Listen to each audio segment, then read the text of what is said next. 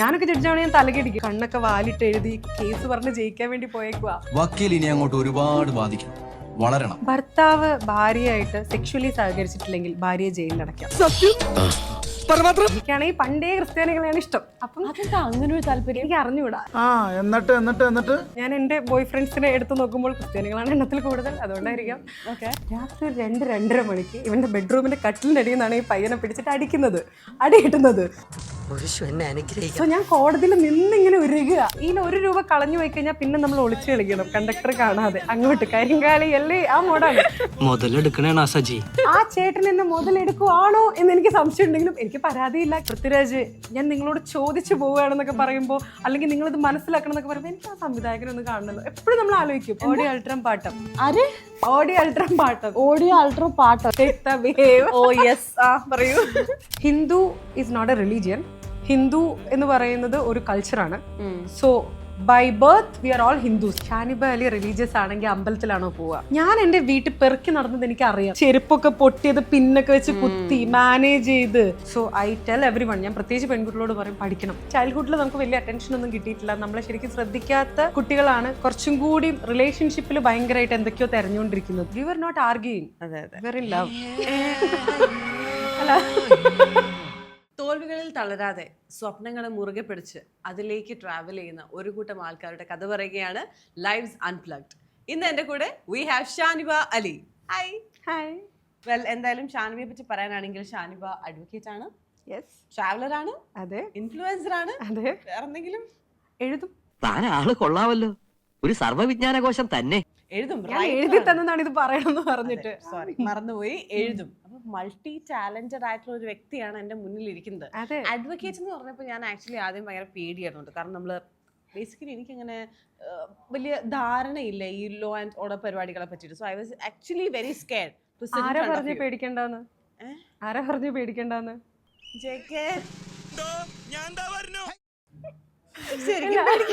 ശരിക്കും പേടിക്കണ്ട. എല്ലാരും വിചാരിക്കും ഈ വക്കീലന്മാരെന്ന് പറയുമ്പോ കുറച്ച് ഭയങ്കര സ്ട്രിക്റ്റ് ആയിട്ടുള്ള ആൾക്കാരായിരിക്കുന്നതാണല്ലോ. അത് ആ പ്രൊഫഷന് വേണ്ടി നമ്മൾ ചെയ്യുന്നതാണ്. അതർവൈസ് നമ്മൾ നിങ്ങളെയൊക്കെ പോലെ വളരെ സാധാരണമായിട്ടുള്ള, വളരെ സ്വീറ്റ് ആയിട്ടുള്ള, എന്നെ പോലെ സ്വീറ്റ് ആയിട്ടുള്ള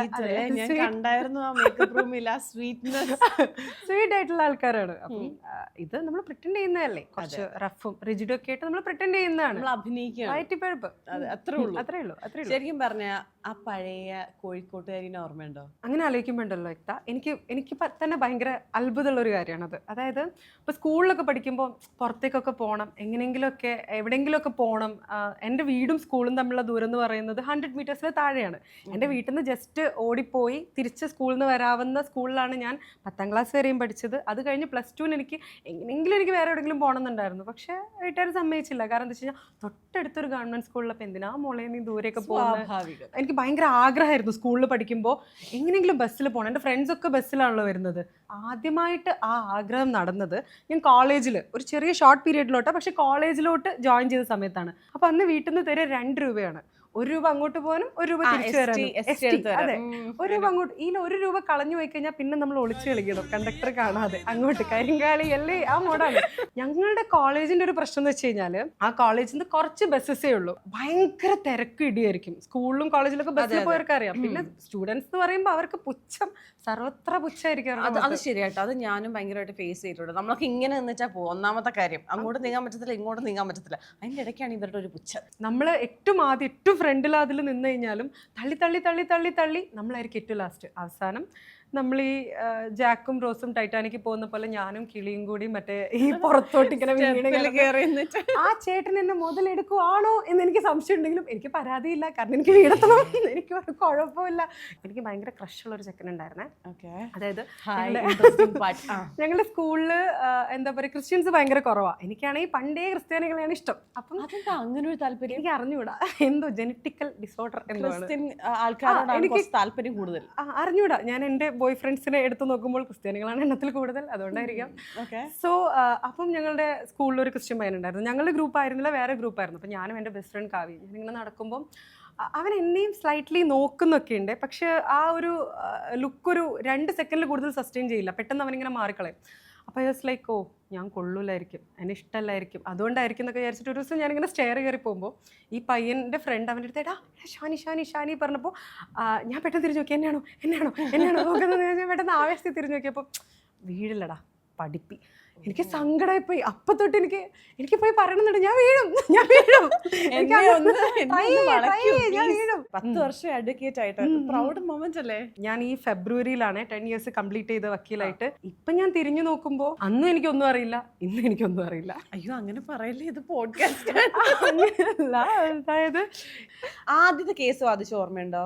I was 21 years old, 2016. എന്റെ സീനിയർ മറ്റേ പ്രസവ വാർഡിന്റെ മുന്നിൽ ഹസ്ബൻഡ് നടക്കുന്ന പോലെ അങ്ങോട്ടും ഇങ്ങോട്ടും നടക്കുകയാണ്. ഞാൻ കേസ് പറയാൻ പോയപ്പോ കാരണം സാറിന് ഭയങ്കര ടെൻഷൻ, ഞാൻ എന്ത് ചെയ്യുമെന്ന് സാറിന് അറിഞ്ഞൂടല്ലോ, എന്നെ സാറിന് അറിയാലോ. സാറിന് ഒരു വിശ്വാസമില്ല കുട്ടീനെ. അതാ സാറിന് ഭയങ്കര ടെൻഷൻ. പ്രവീൺ ഹരിയർ എന്നാണ് എൻ്റെ സീനിയറിന്റെ പേര്. അപ്പൊ സാറ് എനിക്ക് ഫുൾ പഠിപ്പിച്ചു തന്നു. ഇത് ഇത്രയേ ഉള്ളൂ, അഡ്മിഷൻ ജസ്റ്റ് ഒന്ന് പറഞ്ഞിട്ട് തിരിച്ചു വന്നാൽ മതി, നീ ഇത് പറയുമ്പോൾ തന്നെ ഇത് ചെയ്യും, ഒരു ഡിസ്പോസലാണ്, സ്പീഡി ഡിസ്പോസലാണ്, പറയുമ്പോൾ തന്നെ ചെയ്യുമെന്ന് പറഞ്ഞു. ഞാൻ അവിടെ പോയി എന്തൊക്കെ പറയണമെന്ന് പഠിച്ചു. പക്ഷെ ജഡ്ജി ഇങ്ങോട്ട് എന്തെങ്കിലും ചോദിച്ചാൽ എന്ത് പറയണമെന്ന് ഞാൻ പഠിച്ചില്ല. അപ്പം എനിക്ക് എബ്രഹാം മാത്യു എന്ന് പറഞ്ഞു, ജസ്റ്റിസ് എബ്രഹാം മാത്യു സാറാണ്. അപ്പോൾ പുള്ളി എൻ്റെ അടുത്ത് പെട്ടെന്ന് ചോദിച്ചു, ഇത് P2 എന്താ IA ആണോ? എനിക്ക് P2 എന്താന്ന് അറിഞ്ഞൂടാ. ഇപ്പൊ ഞാൻ ചോദിച്ചപ്പോൾ ഏക്തയ്ക്ക് വന്നൊരു കൺഫ്യൂഷൻ ഇല്ലേ, അറിയില്ലല്ലോ, എനിക്ക് അത്രേ ഉള്ളൂ. എനിക്ക് എന്താ പക്ഷെ വക്കീലല്ലേ? പക്ഷെ ഞാൻ ഒരു ദിവസം ആണ്, ഞാൻ 28 ഫെബ്രുവരി 28 എൻറോൾ ചെയ്യുന്നു. ഫെബ്രുവരി 29 ആ 4 വർഷത്തിൽ ഒരിക്കൽ സംഭവിക്കുന്ന ആ ദിവസമാണ് ഞാൻ ആദ്യമായിട്ട് കേസ് പറയുന്നത്. അന്ന് ഞാനിങ്ങനെ അവിടെ കിടന്ന് പെരളുക, അങ്ങനെയൊക്കെ ചോദിച്ചാൽ എന്നുള്ള എക്സ്പ്രഷൻ. അത് മലയാളം പറ്റില്ല ഹൈക്കോർട്ടിൽ, എനിക്ക് മലയാളം അല്ലാതെ വേറെ ഒന്നും അറിയില്ല. അപ്പോൾ അങ്ങനെയുണ്ട്. ജനറൽ ആയിട്ട് നമ്മൾ സബ്മിറ്റ് ചെയ്യുന്ന ഇംഗ്ലീഷിലാണ്. പിന്നെ സിനിമയിലൊക്കെ മലയാളത്തിലാണല്ലോ പറയാറ്. സിനിമയല്ലേ, ഫസ്റ്റ് ഡേ ആണല്ലോ, അന്ന് ഭയങ്കര ഒരുങ്ങി കണ്ണൊക്കെ വാലിട്ട് എഴുതി കേസ് പറഞ്ഞ് ജയിക്കാൻ വേണ്ടി പോയേക്കുക. അപ്പോഴാണ് ഈ പുള്ളിക്കാരൻ്റെ ഈ ചോദ്യം ഇങ്ങോട്ട്, ഇത് IA ആണോ ഡിസ്പോസ് ചെയ്യേണ്ടതെന്ന്. ആണെന്ന് പറഞ്ഞു കഴിഞ്ഞാൽ കേസ് അവിടെ തീർന്നു. എനിക്കൊന്നും ചെയ്യാൻ തോന്നിയില്ല. ഞാൻ എൻ്റെ കയ്യിലുള്ള പെണ്ണ് നിലത്തിക്കിട്ട് പെണ്ണെടുക്കാൻ വേണ്ടി കുനിഞ്ഞു. കോടതിയിൽ നമ്മൾ അങ്ങനെ കുനിയാനോ കേസ് പറഞ്ഞുകൊണ്ടിരിക്കും, കാരണം വലിയ കോർട്ട് ഹോളാണ്, ഇതൊന്നും ചെയ്യാൻ പാടില്ല. അപ്പോഴേക്കും എന്താ ചെയ്യുന്നത് എന്നൊക്കെ ഇങ്ങനെ ചോദിക്കുന്നുണ്ട്. അപ്പം ഞാൻ അവിടെ എണീറ്റുന്നത്. പിന്നെ അപ്പോഴേക്കും പുള്ളി ചോദിച്ചു, വെൻ ഡിഡ് യു എൻറോൾ? അപ്പം ഞാൻ ഇന്നലെ പറയാൻ പറ്റുന്നില്ല. How many years of practice you have? അപ്പം ഞാനിങ്ങനെ ഇരുന്നിട്ട് 1 year 1 day. പുറത്ത് പ്രസവ വാർഡിന് മുന്നിൽ നിൽക്കുന്ന പോലുള്ള ഒരാളുടെ അവസ്ഥ ആലോചിച്ചത്.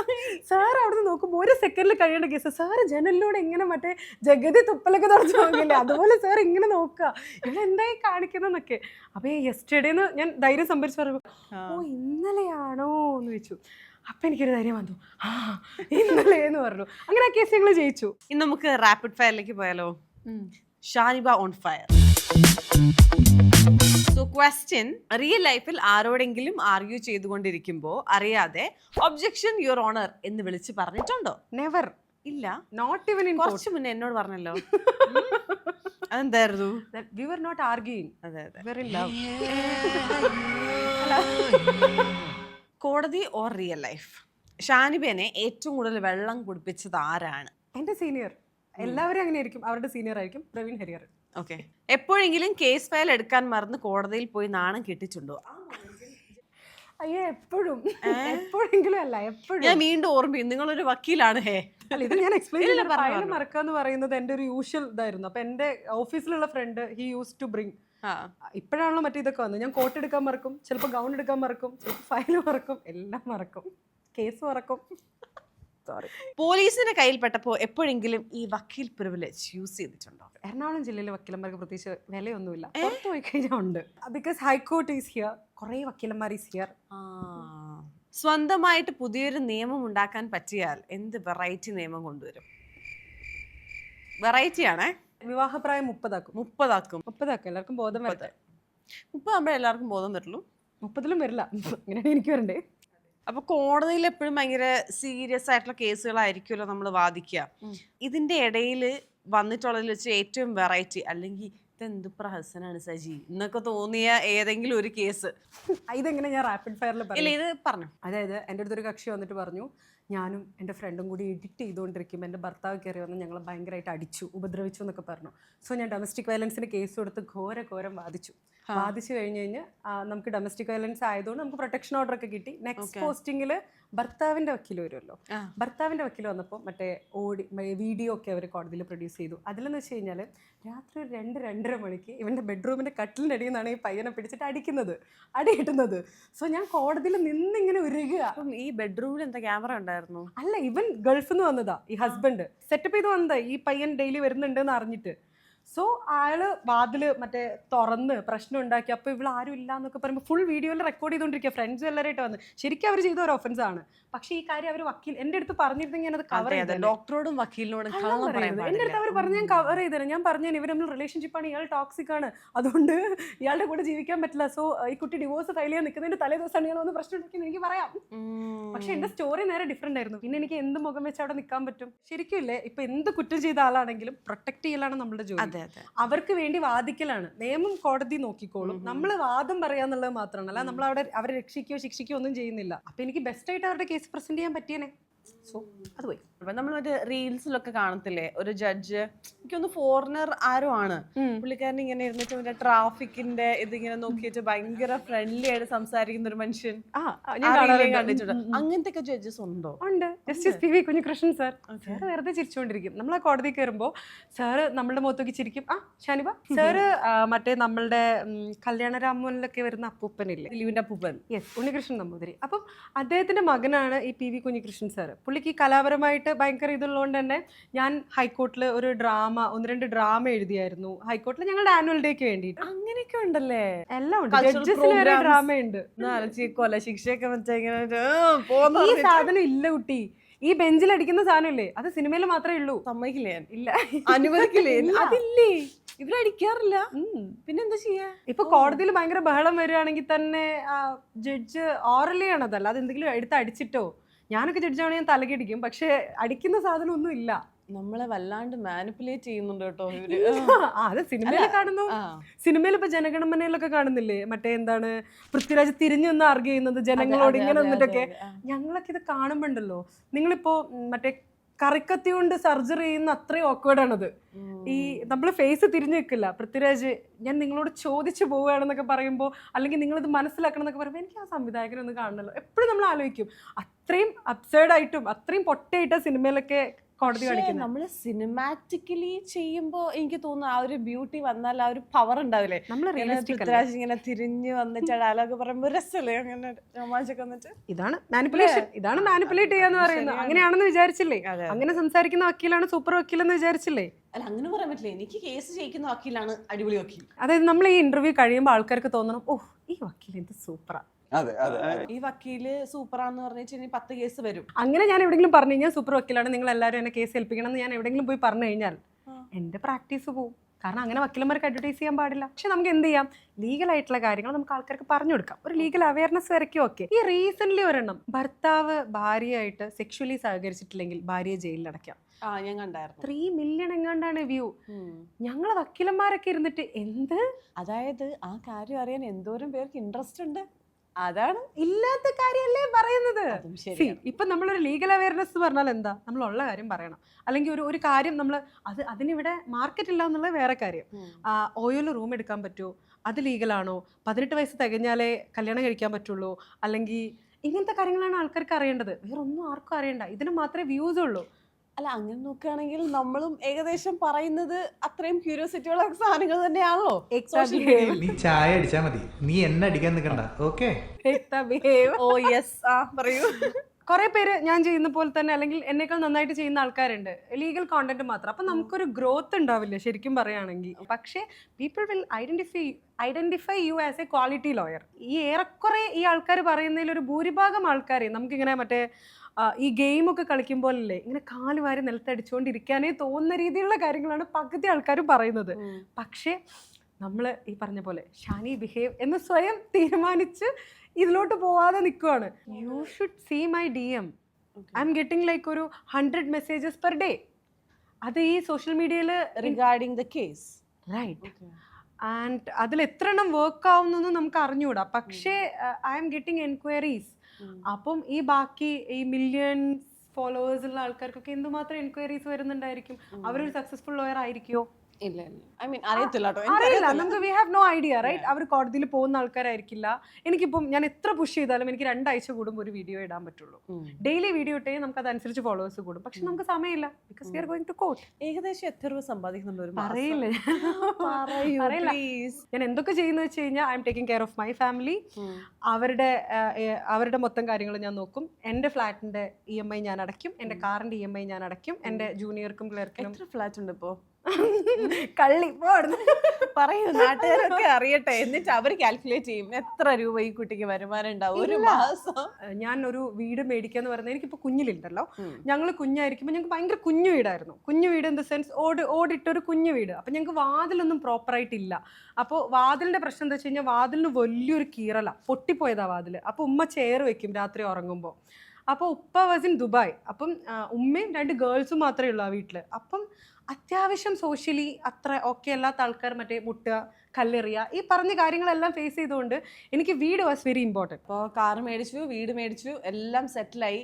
ഇത്രയും മേടിച്ചപ്പോൾ ആസ് എ വക്കീൽ, ഈ 10 വർഷം എക്സ്പീരിയൻസ് ഉള്ള ഈ വക്കീലിന് എവിടെയെങ്കിലും ഒന്ന് പാളിയിട്ടുണ്ടോ? എറണാകുളം ജില്ലയിൽ വന്നപ്പോൾ എനിക്ക് ഉണ്ടായ ഏറ്റവും വലിയ പ്രശ്നം എന്ന് പറയുന്നത് വാടകയ്ക്ക് വീട് കിട്ടില്ല എന്നുള്ളതായിരുന്നു. ഇവിടെ വാടകയ്ക്ക് വീട് കിട്ടണമെങ്കിൽ ഉണ്ടല്ലോ കുറച്ച് കാര്യങ്ങളുണ്ട്. ഒന്ന്, അവര് മുസ്ലിംസിന് വീട് കൊടുക്കില്ല, കല്യാണം കഴിക്കാത്തവർക്ക് വീട് കൊടുക്കില്ല, ബാച്ചിലേഴ്സ്, ഗേൾസിന് വീട് കൊടുക്കില്ല, വക്കീലന്മാർക്ക് വീട് കൊടുക്കില്ല. ഞാനിതെല്ലാമാണ് വക്കീലന്മാർക്ക് വീട് കൊടുക്കാത്തവർ പറ്റിക്കുന്ന വിചാരിച്ചിട്ടാ.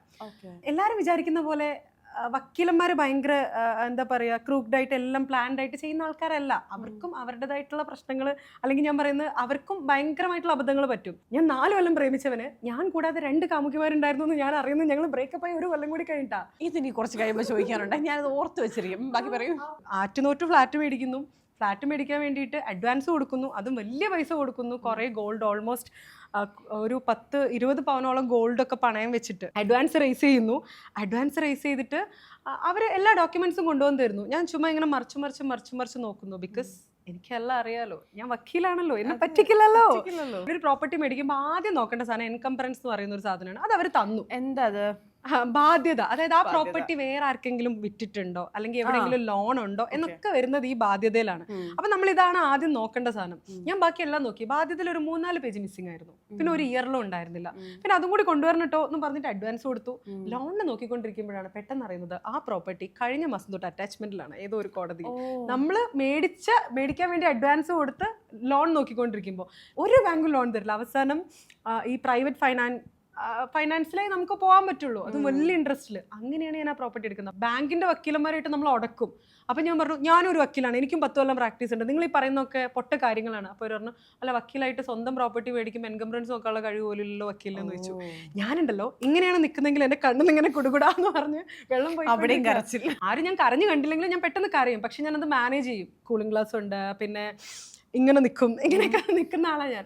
അപ്പോൾ പക്ഷേ ഞാൻ ഫോണിലായതുകൊണ്ട് അവർക്ക് ഞാൻ കരയാന്ന് മനസ്സിലാവാതിരിക്കാൻ വേണ്ടി ഞാൻ I'll call you back എന്ന് പറഞ്ഞ് ഞാൻ കട്ട് ചെയ്തു. എന്നിട്ട് എൻ്റെ ഭഗവതി എന്ന് പറഞ്ഞ് വാതിലടച്ച് നെഞ്ചത്തടിച്ച് കരഞ്ഞു. വേറെ ഒന്നും ചെയ്യാനില്ല. പിന്നെ അതെല്ലാം സോർട്ട് ചെയ്തു. പക്ഷേ പറ്റിക്കപ്പെടാൻ എല്ലാവരും പറ്റിക്കും. ഒരുപാട് സീരിയസ് ടോക്ക് ആയിപ്പോയി. അതുകൊണ്ട് തന്നെ നമുക്ക് വളരെ ഇൻട്രസ്റ്റിംഗ് ആയിട്ട് ഞങ്ങളുടെ ടീം വളരെ കഷ്ടപ്പെട്ട് കണ്ടുപിടിച്ച ഒരു അടിപൊളി സെഗ്മെന്റിലേക്കാണ് ഇനി നമ്മൾ പോകാൻ പോകുന്നത്. ഓക്കെ, എന്താന്ന് ഗസ് ചെയ്യാവോ? ഇല്ല. ഇങ്ങനത്തെ സാധനം എവിടെയെങ്കിലും കണ്ടിട്ടുണ്ടോ? Peel off. യെസ്, തുടങ്ങിയാലോ? So the first one, can I sue my ബാക്കി എന്തായിരിക്കും? അതാവില്ല. എന്നാലും ഏറ്റവും കൂടുതൽ ആൾക്കാർ എന്ത് വന്നിട്ടാ ചോദിക്കുന്നത്? can I sue my what? Partner. Okay, can I sue my boring partner? Oh. Can I sue my boring partner? Of course you can. സൂ ചെയ്യാം. എങ്ങനെ? ഡിവോഴ്സ് അറിയാം. ഈ കാരണം പറഞ്ഞു പറയാം. ബോറിംഗ് ആന്ന് പറഞ്ഞോ? കൂർക്കം വലി പ്രശ്നമാണെന്ന് പറഞ്ഞ് ഡിവോഴ്സ് ചോദിച്ച ആൾക്കാരുണ്ട്. കറിക്ക് ഉപ്പ് കുറഞ്ഞു എന്നൊക്കെ പറഞ്ഞ് ആൾക്കാർ മൊഴിയല്ലേ നാടാണ്, തലാക്ക് ചൊല്ലുന്ന നാടാണ്. അവിടെയാണ് ഇവിടെ ബോറിംഗ് പാർട്ട്ണർ പ്രശ്നം. അടുത്തത്, what if I claim my dash is fake? My partner is fake. Yes. ഇത് സിമ്പിൾ അല്ലേ? കാരണം എല്ലാരും ചോദിക്കുന്നതാണ്. അങ്ങനെ സംഭവിച്ചാൽ അങ്ങനെ ക്ലെയിം ചെയ്യാൻ പറ്റുമോ? അല്ലെങ്കിൽ അങ്ങനെ ക്ലെയിം ചെയ്താൽ ഇൻ വാട്ട് സെൻസ്? ഇപ്പോൾ ഭയങ്കര വലിയ ജോലിയുണ്ട്, ഞാൻ പട്ടാളത്തിലാണ്, ഞാൻ മറ്റേ ഇതാണെന്നൊക്കെ പറഞ്ഞ് കല്യാണം കഴിച്ച ആൾക്കാർ പിന്നെ കല്യാണം കഴിയുമ്പോൾ തിരിച്ചറിയാറുണ്ട് അവർക്ക് ആ ജോലിയൊന്നും ഉണ്ടായിരുന്നില്ല, ചിലപ്പോൾ സ്കൂളിൽ പാസ്സായിട്ടുണ്ടാവില്ല, ആ ഡിഗ്രി ഇല്ല എന്നൊക്കെ പറയുമ്പോൾ ആ മാരേജിന് അളിഫ് ചെയ്യാം. ഈ ക്വസ്റ്റ്യൻസ് ഒക്കെ അതിന് മുമ്പ് കണ്ടിട്ടുണ്ടോ? രാത്രി ഇരുന്ന് എന്റെ റീൽസ് നന്നായിട്ട് കണ്ടില്ല. ഞാനല്ല, ഒന്ന് വലത്തോട്ട് നോക്കൂ മനുഷ്യൻ. കണ്ടല്ലേ? അടുത്ത question, ever used dash in normal life എന്തായിരിക്കും? എവർ യൂസ്ഡ് താങ്കൾ ഒരു വക്കീലായതുകൊണ്ട് അതാവില്ല. Legal terms. ലീഗൽ ടേംസ് സിനിമയിൽ വന്ന സാധനങ്ങളാണ് കൂടുതൽ നമ്മൾ യൂസ് ചെയ്യുന്നത്. ലുക്കില്ലെന്നേ ഉള്ളൂ അതെ. ഇങ്ങനത്തെ സാധനങ്ങളൊക്കെ. ലീഗൽ ടേംസ് ഓഫ് കോഴ്സ് നമ്മൾ എവിടെയെങ്കിലും നമ്മൾ പെട്ട് കഴിഞ്ഞാൽ നമ്മുടെ ഫ്രണ്ട്സിന്റെ ഇടയിൽ നമ്മൾ രക്ഷപ്പെടാൻ വേണ്ടി യൂസ് ചെയ്യുന്നതാണ്. അതിന്റെ അത് അഭിനിഷ്യം ശരിയാവില്ല. എന്തെങ്കിലും മനസ്സിലായോ? അല്ല, എനിക്ക് ഒന്നും മനസ്സിലായില്ല. ഞാൻ ഓടി പിന്നെ അൾട്രം പാട്ടം. മിണ്ടാണ്ടിരിക്കാന്ന് വിചാരിച്ചു. മനസ്സിലായോ? ഓടി അൾട്രം പാട്ടം. ആര്? ഓടി അൾട്രം പാട്ടം. ഓഡിയോ അൾട്രോ പാട്ടോ? ഞാൻ പാട്ടെന്ന് കേട്ടിട്ടുണ്ട്. മറ്റേ ഫ്രണ്ട്സിനെ കളിയാക്കാൻ വേണ്ടി ജനറലി യൂസ് ചെയ്യും. അല്ല, അപ്പൊ ഈ പാട്ട് എന്താ? Here the other side. മറ്റേ ഭാഗം കൂടി കേൾക്കണം എന്ന്. ഒരാളെ മാത്രം യൂണിലാറ്ററൽ റേഡിയോ പോലെ ആവരുത്. ഒന്നുകൂടി പറഞ്ഞേ. ഓടി അൾട്രം പാട്ടം. ഓഡി അൾട്രം പാട്ടം. ഓക്കെ, ശരി. What kind of dash are you? What kind of person are you എന്നൊക്കെ ആയിരിക്കും. നോക്കിയാലോ. മുകുന്ദനുണ്ണി ആയു. ഓ, അത് നല്ലൊരു ചോദ്യമാണല്ലോ. ഇപ്പൊ എന്റെ അടുത്ത് ഒരാൾ ചോദിക്കുകയാണ്, എന്താണ് ഈ മുകുന്ദനുണ്ണിനെ പോലത്തെ വക്കീലാവണോ അല്ലെങ്കിൽ നമ്മുടെ സലീം കുമാറിന്റെ പോലത്തെ വക്കീലാവണോ എന്ന് ചോദിച്ചാൽ ഐ പ്രിഫർ സലീം കുമാർ. ആ ഇതിലെന്താ നോക്കിയേ, പുള്ളി പഠിച്ചൊരു കേസ് ജയിച്ച് നിയമം പറഞ്ഞു. അതെ അതെ അതെ. So I prefer that. മറ്റേ ആൾക്കാരെ കൊല്ലുന്ന മുകുന്ദനുണ്ണിനെ അതെനിക്ക് ആവണ്ടല്ലേ. ഞാൻ നല്ല വക്കീലാണ്, നല്ലൊരു വക്കീലാണ് ഞാൻ. അപ്പോ നമ്മൾ സലീം കുമാറാണ്, വിനീത് ശ്രീനിവാസൻ അല്ല. I prefer. അടുത്ത question, what can I claim after dash? After breakup.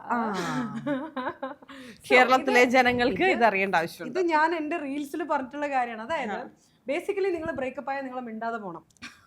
അതൊരു മര്യാദ. ഇനി രണ്ടാമത്തെ കാര്യം എന്ന് പറയുന്നത്, നിങ്ങൾ ഒരാൾ പറ്റിച്ചിട്ടുണ്ടെങ്കിൽ, അതായത് എനിക്ക് വന്നൊരു ഇൻട്രസ്റ്റിംഗ് കേസ് ഉണ്ടായിരുന്നു. ലൈക്ക് ഒരു ഗേൾ, ഷീ ഹാഡ് ലൈക്ക് ഒരു 3-4 boy friends at the same time and എല്ലാവരോടും കാശ് മേടിച്ചു. അതിലൊരാൾ മാത്രം കേസ് കൊടുത്തു.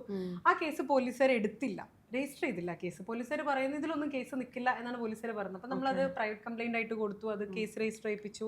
അതും അവർ അന്വേഷിച്ചിട്ട് ആളെ കണ്ടുപിടിക്കാൻ പറ്റുന്നില്ല എന്നൊക്കെ പറഞ്ഞ് അവർ ഇതാക്കി. പക്ഷേ ആക്ച്വലി അതൊരു കേസ് നിൽക്കും. കാരണം എന്താ വെച്ച് കഴിഞ്ഞാല് ഇതൊരു ചീറ്റിംഗ് എലമെന്റ് ഉള്ള കാര്യമാണ്. പൈസ മേടിക്കുന്നല്ലേ. പ്രേമത്തിലായിട്ട് നിങ്ങൾ അയാൾക്ക് ഫുഡ് മേടിച്ചു കൊടുക്കുന്നതോ അല്ലെങ്കിൽ നിങ്ങൾ അയാൾക്ക് ഒരു ഗിഫ്റ്റ് കൊടുക്കുന്നതോ ഒന്നുമല്ല. ഇങ്ങനെ വലിയ പൈസയും സ്വർണവും. അത് ഇത്ര സർട്ടൻ എമൗണ്ടിൽ കൂടുതൽ അങ്ങനെയുണ്ടോ? നോ, എത്രയായാലും നമ്മളുടെ ഒരു 500 രൂപ നമുക്ക് കൊടുക്കാൻ താല്പര്യമില്ലായിരുന്നു, യു ക്യാൻ സൂ. പക്ഷെ 500 രൂപയുടെ കേസ് കൊടുക്കാൻ പോയാൽ നിങ്ങൾക്ക് 50,000 രൂപ ചെലവാകുന്നതുകൊണ്ട് ആരും അതിന്റെ പുറകെ പോകാറില്ല. അതിൽ പോകരുത്. പക്ഷെ സ്റ്റിൽ ഇങ്ങനെ നമ്മളൊരാൾ പറ്റിച്ചു എന്നാണെങ്കിൽ നമ്മൾ കേസ് കൊടുക്കണം. പിള്ളേച്ച നമ്മൾ അവരെ വെറുതെ വിടരുത്. ഇനി ഇതിൽ റേപ്പ് കേസ് വരുന്നതും ഒരു കാര്യമുണ്ട് ബ്രേക്കപ്പിന് ശേഷം. അതെങ്ങനെയാ വെച്ച് കഴിഞ്ഞാൽ, ഇപ്പൊ കല്യാണം കഴിക്കാന്ന് പറയുന്നു, പക്ഷെ അയാൾക്ക് ആ ഇന്റൻഷൻ ഉണ്ടായിരുന്നില്ല. അയാൾക്ക് വേറെ ഇതുപോലത്തെ കുറെ ബന്ധങ്ങൾ ഉണ്ടായിരുന്നു. അങ്ങനെ അയാൾ നിങ്ങളായിട്ട് ഫിസിക്കലി ഇൻവോൾവ് ആവുന്നു. അങ്ങനെ ആകുമ്പോൾ എല്ലാവരും ചെയ്യുന്ന റേപ്പ് കേസ് കൊടുക്കുന്നതാണ്. പക്ഷേ കോൺട്രവേഴ്ഷ്യൽ ആണ് എന്റെ ഒപ്പീനിയൻ എന്ന് പറയുന്നത്. അതിൽ റേപ്പ് അല്ലാതെ അതിന് വേറൊരു ഒഫൻസ് ആക്കും. കാരണം ഒരു റിലേഷൻഷിപ്പിലായിരിക്കുമ്പോൾ രണ്ടുപേരുടെയും കൺസെന്റ് ഉണ്ടെങ്കിൽ മാത്രമാണല്ലോ ആ ഒരു ഇതിലേക്ക് പോവാ.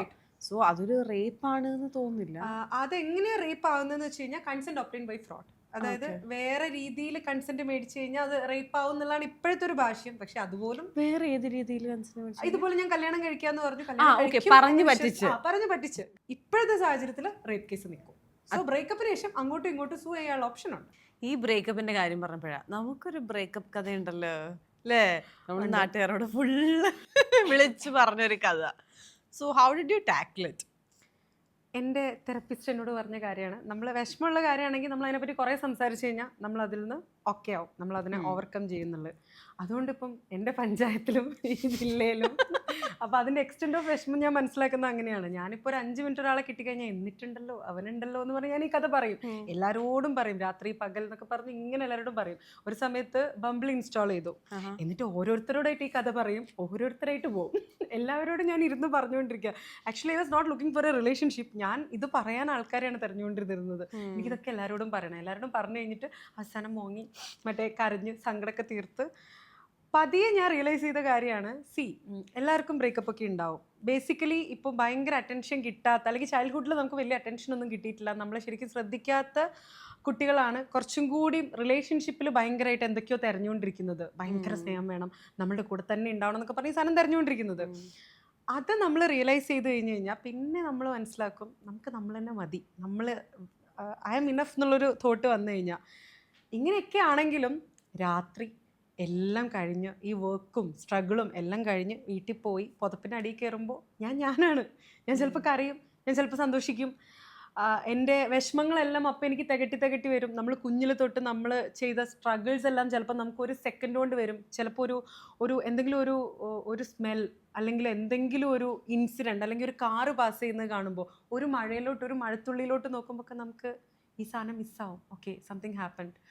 ഈ നടന്ന കാര്യങ്ങളെല്ലാം കൂടി നമ്മളൊരു സിനിമയുടെ ഇതിൽ കാണുന്ന പോലെ നമ്മളുടെ മനസ്സിലോട്ട് അങ്ങോട്ട് എടുത്തിട്ട് എറിഞ്ഞ പോലെ വരും. This happens to everyone അല്ലേ? ഇതെല്ലാവർക്കും, ഇത് എൻ്റെ മാത്രം ഒരു സാധനമല്ല. ഇപ്പം ഞാൻ ആലോചിക്കുമ്പോൾ അയാൾക്കും ഒരു വേർഷൻ ഉണ്ടാവും, അയാളുടേതായിട്ടുള്ള ഒരു വേർഷൻ അയാൾക്കും ഉണ്ടാവും. ഹ്യൂമൻ ബ്രെയിൻ്റെ ഒരു പ്രത്യേകത എന്ന് പറയുന്നത് നമ്മളെ സപ്പോർട്ട് ചെയ്യാനുള്ള സാധനങ്ങൾ നമ്മൾ ഉണ്ടാക്കിക്കൊണ്ടേയിരിക്കും. ഇപ്പം അയാളുടെ വേർഷൻ ഓഫ് അയാളുടെ വേർഷൻ ഓഫ് സ്റ്റോറി ചോദിച്ചാൽ ചിലപ്പം ഞാനായിരിക്കും അവള് ബ്രേക്കപ്പ് പറഞ്ഞു പോയോണ്ടല്ലേ, he got a reason. അതങ്ങനെയാണ്. So have you felt like you should have tried a little more, or you shouldn't have said that to him എന്നുള്ള പരിപാടി എപ്പോഴെങ്കിലും മൈൻഡിൽ തോന്നിയിട്ടുണ്ടോ? നെവർ. കാരണം എല്ലാ റിലേഷൻഷിപ്പും അവസാനിപ്പിക്കുന്നതിൻ്റെ കറക്റ്റ് സമയത്ത് തന്നെയാണ്. രണ്ടുപേർക്ക് ഈക്വലി വേണ്ട സാധനങ്ങൾ മാത്രമേ. ഞാനിപ്പോൾ ഒരു ഡിവോഴ്സ് ലോയറായിട്ട് അല്ലെങ്കിൽ ഒരു ഫാമിലി കോർട്ട് ലോയറായിട്ട് ഞാൻ ഇപ്പോൾ കുറേ ആയി. അപ്പം സംതിങ് ഇൻട്രസ്റ്റിംഗ് ഞാൻ കണ്ടതെന്ന് വെച്ച് കഴിഞ്ഞാൽ ഒരാൾ വേണ്ടാന്ന് തീരുമാനിക്കുന്നിടത്താണ് ഒരു റിലേഷൻഷിപ്പ് അവസാനിക്കുന്നത്.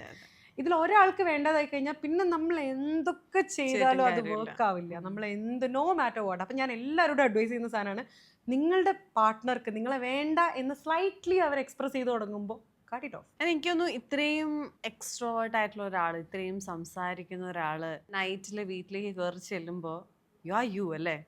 സോ അത്രയും ആ ഒരു സെന്റിമെന്റൽ ആയിട്ടുള്ള സൈഡ് ഉള്ള ഒരാളും കൂടിയാണ്.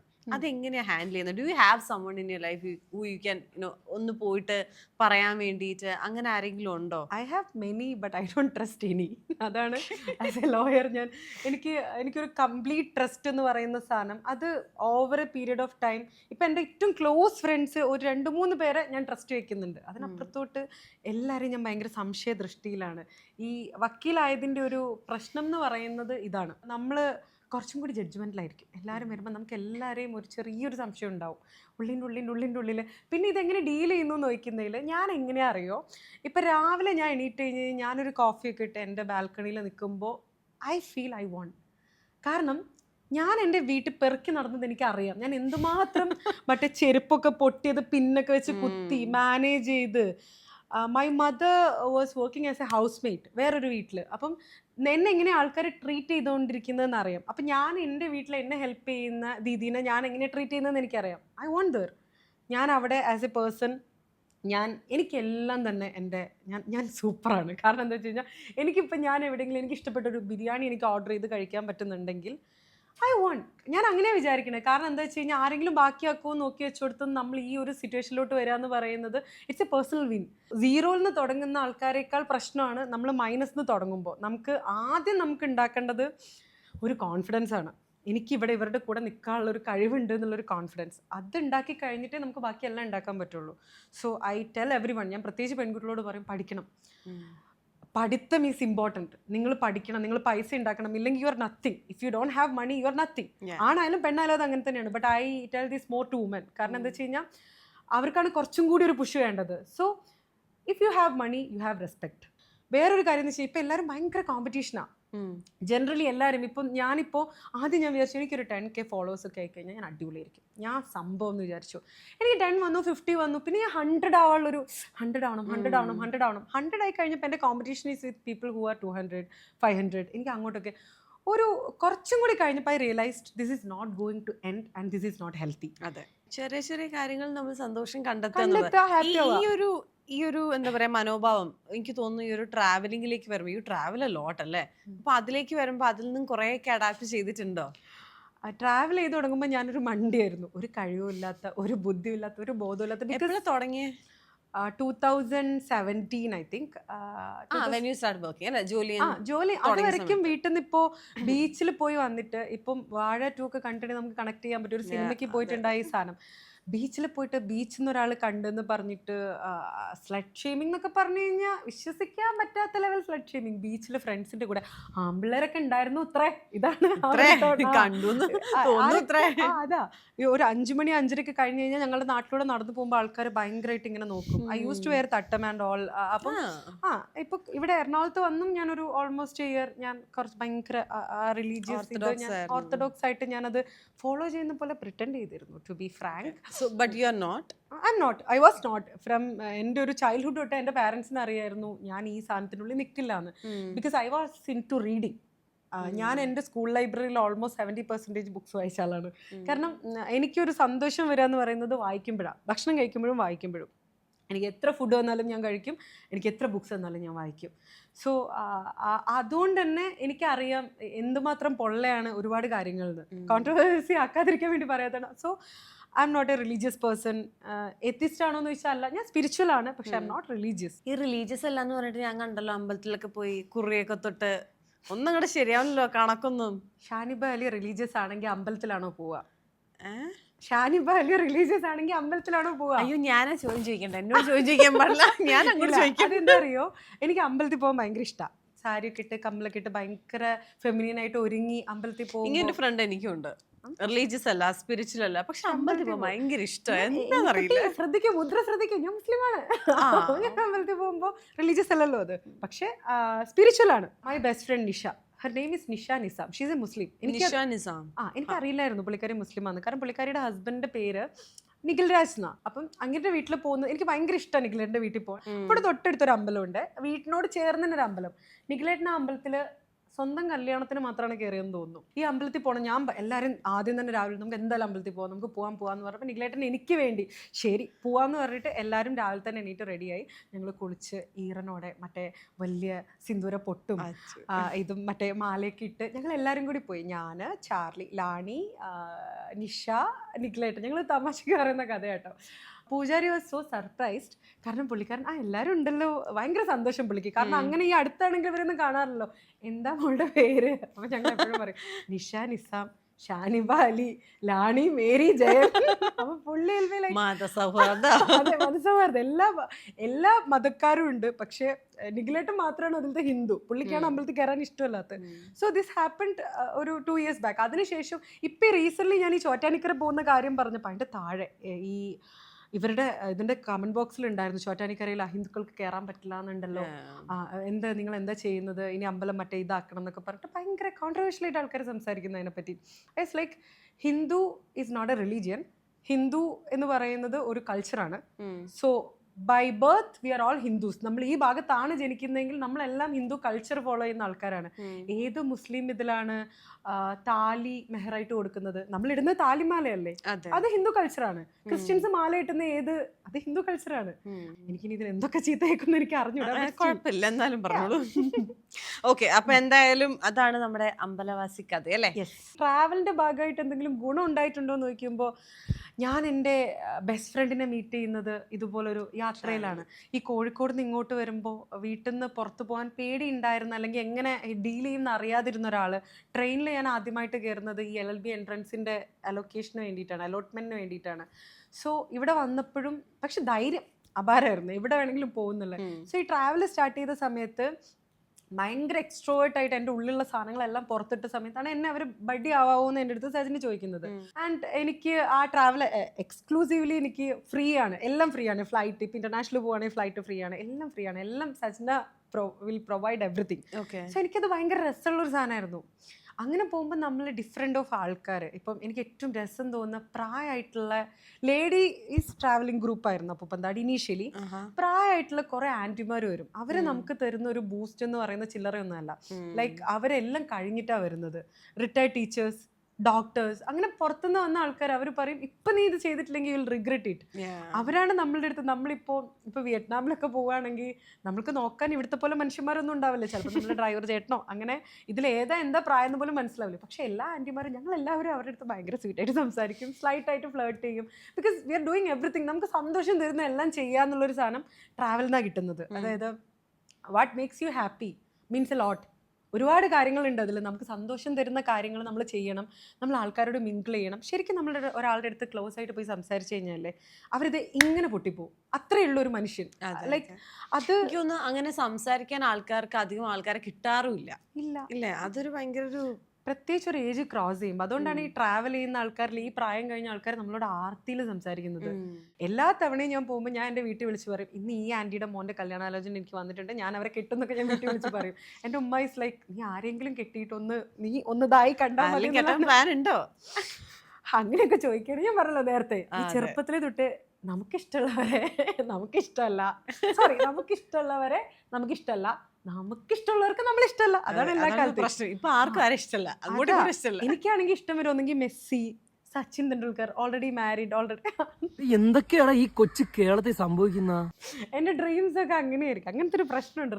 റിയലിസ്റ്റിക് അല്ല ഒട്ടും. ഞാൻ ഭയങ്കര ഡ്രീമിയാണ് അല്ലേ? Of course. ഇപ്പോൾ ഓൾറെഡി നമ്മൾ ട്രാവലിനെ പറ്റി സംസാരിച്ചു, നമ്മുടെ പ്രൊഫഷനെ പറ്റി സംസാരിച്ചു. അതിന്റെ ഇടയ്ക്ക് അവസാനം ഉണ്ട് റൈറ്റിങ്ങിന്റെ കാര്യം. സിനിമയിലാണോ writer? Writer in the sense ഞാൻ കുറച്ച് കോട്ട് സീൻസിൽ, കാതൽ എന്ന് പറഞ്ഞ സിനിമയിൽ, പിന്നെ ഞാൻ അതിന്റെ ലീഗൽ അഡ്വൈസറും ആയിരുന്നു കാതലിന്റെ. പിന്നെ അഭിനയം എന്ന് പറയുമ്പോൾ എബ് എന്ന് പറഞ്ഞൊരു മൂവിയിൽ, അത് പക്ഷേ ഇതിൽ കാണിച്ചതാ, ഐ മീൻ തിയേറ്റർ ഇതായിട്ടുള്ള റിലീസ് ആയിരുന്നില്ല അത്. എബ് ജിയോ ചേട്ടൻ്റെ സിനിമയായിരുന്നു എബ്. അതിൽ 2 സീനിൽ. സോ മൂവി താല്പര്യം ഉണ്ടോയെന്ന് ചോദിച്ചു കഴിഞ്ഞാൽ ഞാൻ കുറേ വർഷമായിട്ട്, ഐ മീൻ കുറേ വർഷമല്ല, ഒരു 1.5 വർഷത്തോളമായിട്ട് ഒരു സ്ക്രിപ്റ്റ് കംപ്ലീറ്റ് ചെയ്യാതെ വെച്ചിട്ടുണ്ട്. അത് എപ്പോഴെങ്കിലും കംപ്ലീറ്റ് ചെയ്യുന്ന. ത്രില്ലറാണോ? ത്രില്ലർ എന്ന് പറഞ്ഞു കഴിഞ്ഞാൽ ഇറ്റ്സ് ലൈക്ക്, ഞാൻ വിചാരിച്ച കാസ്റ്റിലുള്ള ആൾക്കാരൊക്കെ വയ്യാണ്ടായി തുടങ്ങി. എന്ന് വെച്ചാൽ ആൾക്കാർക്ക് വയസ്സായോ? ഇത് കുറെ കാലമായിട്ട് എൻ്റെ മനസ്സിലിരിക്കുന്ന ഒരു സാധനമാണ്. സോ എനിക്കത് വർക്ക് ചെയ്യണമെന്ന്, കാരണം എനിക്ക് ആദ്യം അറ്റൻഷൻ കിട്ടിയത് ഒരു റൈറ്റർ എന്ന് പറഞ്ഞിട്ടാണ്. എന്നെ ആൾക്കാർ റെക്കഗ്നൈസ് ചെയ്ത് തുടങ്ങുന്നത് ആ കുട്ടിയുടെ എഴുത്ത് കൊള്ളാമെന്ന് പറഞ്ഞിട്ടാണ്. ഇപ്പോൾ സ്കൂളിലാണെങ്കിലും അല്ലെങ്കിൽ ഇപ്പം ഞാൻ കോടതിയിൽ വന്നപ്പോഴാണെങ്കിലും, എനിക്ക് തോന്നുന്നു ഹൈക്കോടതിയിൽ സ്ഥിരമായിട്ട് ഡ്രാമ, ഭയങ്കര കലാപരമായിട്ട് കഴിവുള്ള ആൾക്കാരുണ്ട് ഹൈക്കോടതിയിൽ. അറൗണ്ട് 5000 വക്കീലന്മാരുണ്ട്. അപ്പം ആദ്യമായിട്ടൊരു പെൺകുട്ടി കഥ എഴുതി ഒരു ഡ്രാമ എഴുതിയത് ഞാനാണ്. അപ്പം എനിക്കതൊക്കെ ഭയങ്കര പ്രൗഡാണ്. പക്ഷേ സമയം കിട്ടുന്നില്ല. ഈ പറഞ്ഞ പോലെ ഞാനിപ്പോൾ ഒരു മിഡിൽ ക്ലാസ് ഫാമിലി നല്ലായിരുന്നെങ്കിൽ ചിലപ്പോൾ എനിക്ക് ഇതിലോട്ടൊക്കെ കുറേ സമയം കിട്ടിയേനെ. ഇപ്പം എന്ന് വെച്ച് കഴിഞ്ഞാൽ I am taking care of two many things. പിന്നെ നമ്മൾ കുറച്ച് താഴത്തുനിന്ന് മുകളിലോട്ട് വരികയാണെങ്കിലുള്ള ഒരു പ്രശ്നം എന്ന് പറയുന്നത്, കൺസിസ്റ്റൻ്റ് ആയിട്ട് ആൾക്കാർ നമ്മളെ ജഡ്ജ് ചെയ്യാൻ റെഡി ആയിട്ടിരിക്കും. എന്നാലും അവളുടെ കയ്യിൽ എങ്ങനെ പൈസ വന്നു, പണിയെടുത്തൊന്നും പൈസ ഉണ്ടാവില്ല. പിന്നെ ഈ അപ്പൂപ്പന്താടിയുടെ കൂടെ കുറേ ഒരേ സ്ഥലത്തേക്ക് തന്നെ നമ്മൾ വീണ്ടും ട്രാവൽ ചെയ്യും. അപ്പോൾ ഏറ്റവും വലുത് ദുബായിൽ 3 വട്ടം പോയി സ്വർണ്ണക്കടത്തായിരിക്കും, മറ്റേ വിയറ്റ്നാമിൽ 4 വട്ടം പോയി. എന്തെങ്കിലും ഇങ്ങനെ ആൾക്കാരുടെ ഒരു ചിന്താഗതി വരുന്നത്. കുറച്ച് കഴിഞ്ഞപ്പോൾ ഞാൻ തന്നെ പറയാൻ തുടങ്ങി, കുറെ പെണ്ണുങ്ങളെ കൊണ്ട് പോകുന്നുണ്ട് മനുഷ്യക്കടത്താന്ന്. ഞാൻ തന്നെ എല്ലാവരോടും അങ്ങോട്ട് പറയും, ഇതൊക്കെ കൂടി നിങ്ങൾ പറയും. അഡ്വക്കേറ്റ് ആയതുകൊണ്ട് തന്നെ നമുക്ക് ഇങ്ങനെ പിടിച്ചു നിൽക്കാം അല്ലേ? അങ്ങോട്ടും ഇങ്ങോട്ടും പറഞ്ഞു നിൽക്കാം. ഇത് പറഞ്ഞ ആൾക്കാരെ നമ്മളെ പിറ്റേ ദിവസം കാണും, ആരെങ്കിലും പറഞ്ഞ് നമ്മൾ അറിയും. എന്നിട്ട് നമ്മൾ എൻ്റെ അഭിനയം അവിടെയാണ് വരുന്നത്. നമ്മൾ എന്നിട്ട് ആഹാ, എന്നിട്ട് ഓ നീ വല്ലാണ്ട് I'm really proud of you എന്ന് അവർ നമ്മുടെ മുഖത്തൊക്കെ ഇങ്ങനെ പറയുമ്പോൾ നമ്മൾ താങ്ക് യു സോ മച്ച് മനസ്സിൽ മറ്റേ ഈ സാധനം വരും. അറിഞ്ഞായിരുന്നോ ഇപ്പം വക്കീലൊന്നും വേണ്ട കേട്ടോ വാദിക്കാൻ, AI ഒക്കെ വന്നു തുടങ്ങി, അതറിഞ്ഞോ? അറിഞ്ഞു. പക്ഷേ എക്ക് നമ്മളുടെ അത്ര ബുദ്ധി ഇല്ലേ കുട്ടി, അത് നമുക്ക് എങ്ങനെയാ അല്ല. മനസ്സിലാവും? പക്ഷേ എന്റെ കോണ്ടന്റ് ക്രിയേറ്റർ പറഞ്ഞായിരുന്നു ഓൾറെഡി ഏതോ റോബോട്ട് ജയിച്ചു, കേസ് പറഞ്ഞ് ജയിച്ചു. ശരിക്കും ഇല്ലേ, ഇത് റീപ്ലേസ് ചെയ്യുമെന്ന് വെച്ച് കഴിഞ്ഞാൽ റീപ്ലേസ് ചെയ്യാൻ എക്ക് പറ്റൂല. 1.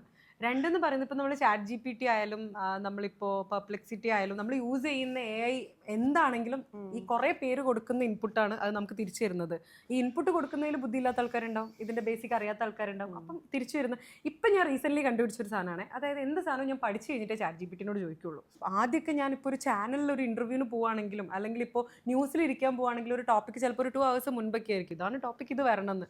തള്ളാൻ പറ്റുന്ന സാധനമാണെങ്കിൽ കുഴപ്പമില്ല. അല്ല, പഠിക്കേണ്ട സാധനമാണെങ്കിൽ പെട്ടെന്ന് AI-നോടൊക്കെ ചോദിച്ച് പോകുന്ന ഒരു സാധനം ഉണ്ടായിരുന്നു. ഞാൻ കുറച്ച് ഹോംവർക്ക് ചെയ്ത് പഠിച്ചു പോയപ്പോഴാണ് ഞാൻ റിയലൈസ് ചെയ്തത്, ഇത് പറയുന്ന സാധനങ്ങൾ നമുക്ക് വിശ്വസിക്കാൻ പറ്റില്ല. കാര്യന്നൊക്കെ പറഞ്ഞോളൂ. ഡ്രാഫ്റ്റ് ഒന്നും നമുക്ക് ഒരു രീതിയിലും AI-ക്ക് കൊടുത്ത് ചെയ്യാൻ പറ്റില്ല. ഒരുപാട് വയസ്സ് കിട്ടുന്നുണ്ടോ? അപ്പൊ ഒരുപാട് വയസ്സ് കിട്ടുന്നുണ്ടോ ചാനലിൽ നിന്ന്? ഡെയിലി ചാനലിലാണല്ലോ. എന്റെ അമ്മ പറയുന്നുണ്ടായിരുന്നു, ഈശ്വരി ഈ കുട്ടി കഴിഞ്ഞ ആഴ്ച റിപ്പോർട്ടർ കണ്ടത്, ഇത് തന്നെയാണല്ലോ ഇവിടെ ഇരിക്കുന്നത്. ആക്ച്വലി എനിക്ക് ഭയങ്കര ഇഷ്ടമാണ് ഇഷ്ടം ഇൻ ദ സെൻസ് എനിക്കിപ്പോൾ ആൾക്കാർ എന്തെങ്കിലും പറയുമ്പോൾ തിരിച്ച് ചൊറിഞ്ഞുകൊണ്ടിരിക്കാനുള്ളൊരു ഇഷ്ടമുണ്ട്. ആ ഇഷ്ടം ഞാൻ അതൊരു ഹോബി ആയതുകൊണ്ട് ഞാൻ അവിടെ പോയിട്ടോ. പക്ഷേ ഇതിലൊരു അപകടം ഉണ്ട് കേട്ടോ.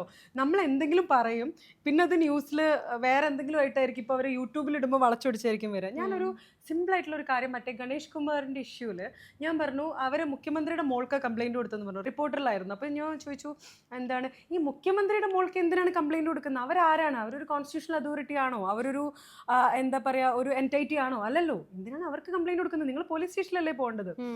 മറ്റേ യൂട്യൂബിൽ വന്ന സാധനം മുഖ്യമന്ത്രിയുടെ മകൾ ആരാണ്? ഷാനിബ അലി.